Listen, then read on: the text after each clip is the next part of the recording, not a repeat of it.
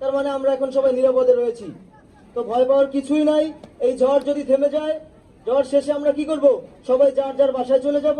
যার ঘর বাড়ি ভেঙে গেছে সে ঘর বাড়ি মেরামত করব, যার খাবার নষ্ট হয়ে গেছে সে আবার খাবার মজুত করার চেষ্টা করব।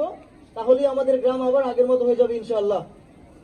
আমরা নারীরা হাত গুটিয়ে বসে থাকবো না, হাতে হাতে আমরা যে আশ্রয় কেন্দ্রে আছি এটা পরিষ্কার পরিচ্ছন্ন রাখবো, শিশুদের দিকে খেয়াল রাখবো। আচ্ছা রহিম মিয়া, তোমাকে এত চিন্তিত দেখাচ্ছে কেন? কি সমস্যা তোমার?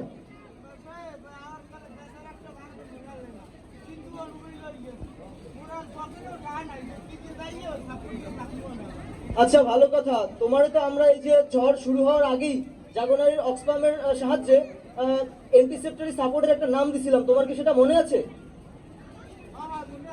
তো ওই নামে তো আসলে 8 নং সংকেত হওয়ার সাথে সাথে 5,000 করে টাকা ঢুকছে। তুমি কি তোমার ফোন চেক করে দেখছো?